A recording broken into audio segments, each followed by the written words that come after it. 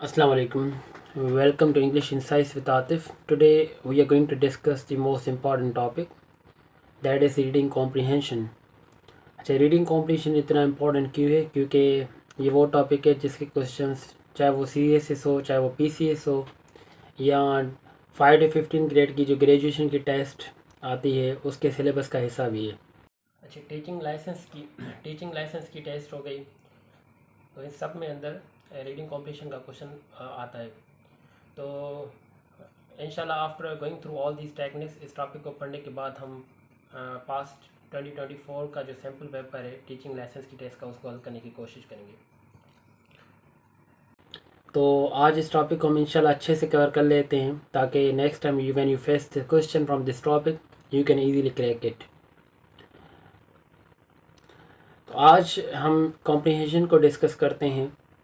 Comprehension का question किस तरह होता है? एक आपको पैसेज दिया जाता है या पैराग्राफ दिया जाता है, उसको आपने अच्छे से समझना होता है, और फिर उसमें से क्वेश्चन दिए गए होते हैं, आपने उन क्वेश्चंस को हल करना होता है। तो लफ्ज़ जो कॉम्प्रिहेंशन है ना, ये सजेस्ट करता है अंडरस्टैंड करना। कॉम्प्रिहेंशन मीन्स अंडरस्टैंडिंग, और ये सुपरफिशियल अंडरस्टैंडिंग नहीं है। मतलब कोई बस पढ़ लिया आपको समझ आ गए, इस तरह नहीं है कि बता दिया और आपने समझ कर क्वेश्चन हल कर दिया। It is understanding in depth. So when I say depth, it means you are supposed to understand the purpose of the writer. आपने राइटर का पर्पस समझना है। You are supposed to understand the spirit of the text. आपने text का जो spirit है, central idea है, वो समझना है कि एक्चुअली राइटर उस पैसेज में क्या कहना चाह रहा है। With all the ramification of thoughts, उसमें जितने भी सोच के पहलू दिए गए हैं उन सारे को अच्छे से आपने समझना है, तब जाकर आप उन दिए गए क्वेश्चंस का आंसर दे पाएंगे। Both expressed and implied. अब देखिए ज़रा, मीनिंग जो होती है ना, मीनिंग दो तरह की होती है पैसेज में अंदर। एक होती है एक्सप्रेस की हुई, आपने लफ्ज़ों से लिटल, जिसको मीनिंग हम कहते हैं। आइए अब ज़रा इन दो लफ्ज़ों को समझते हैं, एक्सप्रेस और इम्प्लाइड मीनिंग कौन सी होती है। अब ये देखिए ज़रा, एक्सप्रेस मीनिंग कौन सी होती है, जिसको हम लिटरल मीनिंग कहते हैं, या स्टेटेड मीनिंग, जो लफ्ज़ों में नज़र आए। ठीक है, व्हाट ऑथर एक्सप्लिसिटली राइट्स, जो राइटर खुद क्लियरली लिख रहा है लफ्ज़ों में, वही उसकी मीनिंग होती है। मिसाल, the weather is cold outside, बाहर मौसम बहुत ठंडा है, तो इसकी मीनिंग भी यही होगी, द टेम्परेचर इज़ लो, मौसम ठंडा है। पर अगर हम इम्प्लाइड मीनिंग की बात करें, the underline meaning, implied meaning कौन सी होती है? अंडरलाइन मीनिंग या सजेस्टेड मीनिंग। राइटर क्या कह रहा है, राइटर कौन सी मीनिंग दे रहा है, उसको हम इम्प्लाइड मीनिंग कहते हैं। ठीक है, राइटर ने कौन सी मीनिंग सजेस्ट की हुई है, उसको हम इम्प्लाइड मीनिंग कहते हैं। That is not directly stated, आपने उसको इम्प्लाई करना है एक्चुअली राइटर क्या कहना चाह रहा है। What the author intends to convey beyond the little words. ठीक है, राइटर उन लफ्ज़ों के थ्रू एक्चुअली क्या कहना चाह रहा है। फॉर एग्जाम्पल, ये एग्जाम्पल देख लें आप, आई एम फ्रीजिंग, अब यहाँ पर मैं जम रहा हूँ, तो ये तो होगी लिटिल मीनिंग। पर अगर हम इसकी मीनिंग इम्प्लाई करें तो वो क्या बन रहेगी? The speaker is very cold. ठीक है, स्पीकर ठंड फील कर रहा है, वो हो सकता है अनकम्फर्टेबल फील कर रहा है। उसकी मीनिंग ये भी हो सकती है कि वो मुश्किल में है, तकलीफ़ में है। ठीक है, लफ्ज़ों में तो ये हो रहा है कि वो जम रहा है, पर उसकी इम्प्लाइड मीनिंग ये बनेगी। एक और मिसाल देखते हैं, द बुक इज़ हैवी। अब लफ्ज़ों में क्या है? The book weighs a lot, book बहुत वजनी है।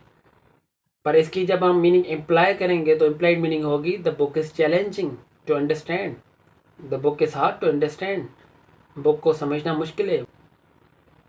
ये दूसरी मिसाल देखें, she smiled when she heard the news, जब उसने इस खबर सुनी तो वो मुस्कुराई। अब यहाँ पर अगर इसकी डायरेक्ट लफ्ज़ों की मीनिंग क्या है, तो उसके चेहरे पर स्माइल आई, मीन स्पेशल एक्सप्रेशन उसके चेंज हुए, स्माइलिंग वाले हुए।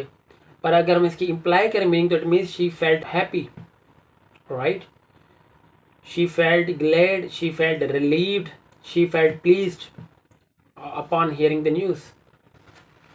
तो ये होती है, आपको किसी इबारत को समझने के लिए ये एक्सप्रेस्ड मीनिंग और इम्प्लाइड मीनिंग दोनों का आना ज़रूरी है, तब जाके आपको सही माना में उस पैसेज का स्पिरिट समझ आएगा, राइटर का पर्पस समझ आएगा। तो वापस चलते हैं ज़रा। अब इसमें दो मेथड हैं बेसिकली। पहला मेथड है क्वेश्चन ओरिएंटेड अप्रोच, इसमें होता है पहले क्वेश्चन पढ़ते हैं आप, ठीक है, नॉर्मली हम क्या करते हैं वैसे पैसेज पढ़ते हैं, पर इसमें हम क्या करते हैं पहले क्वेश्चंस को पढ़ रहे होते हैं। क्वेश्चंस पढ़कर आपने क्वेश्चंस माइंड में रख दिए अच्छे से, फिर जब आप उसको रीड करते हो पैसेज को, फिर रीडिंग में अंदर दो बेस्ट टेक्निक्स यूज़ होती हैं। एक होता है स्किम, जिसको हम स्किमिंग कहते हैं, दूसरा स्कैनिंग होता है। तो स्किम और स्कैन क्या है?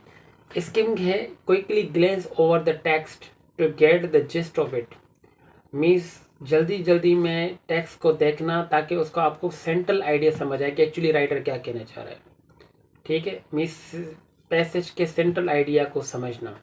और दूसरा होता है स्कैनिंग।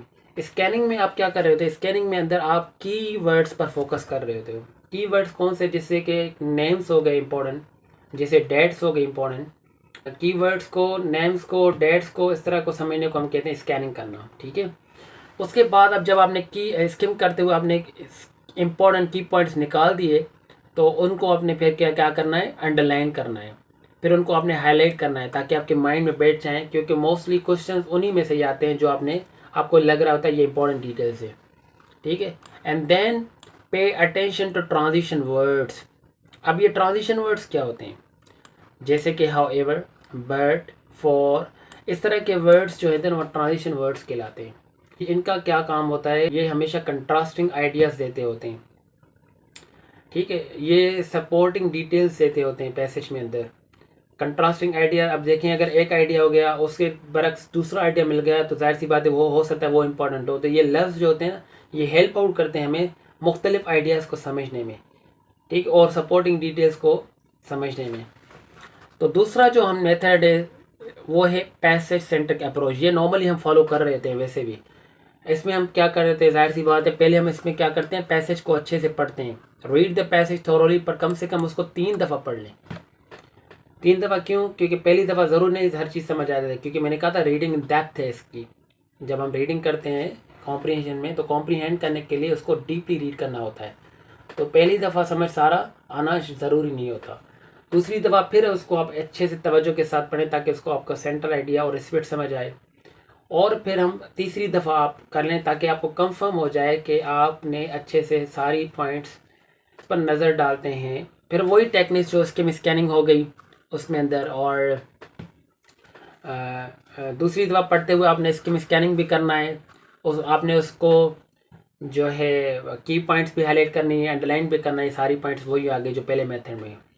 फिर आप जब क्वेश्चंस पढ़ते हो तो क्वेश्चन पढ़कर आप एक दफ़ा फिर जब आप रीडिंग करोगे तो ऑटोमेटिकली आपके जो क्वेश्चंस हैं उनके आंसर्स आपको हाईलाइट होते हुए नज़र आएंगे कि ये इसके आंसर्स हो सकते हैं कंफर्मेशन के साथ। ये तब होगा जब आपने रीडिंग इस तरह की होगी बिल्कुल डीपली, ठीक है। तो this is how actually you are suppose to decode the reading comprehension question.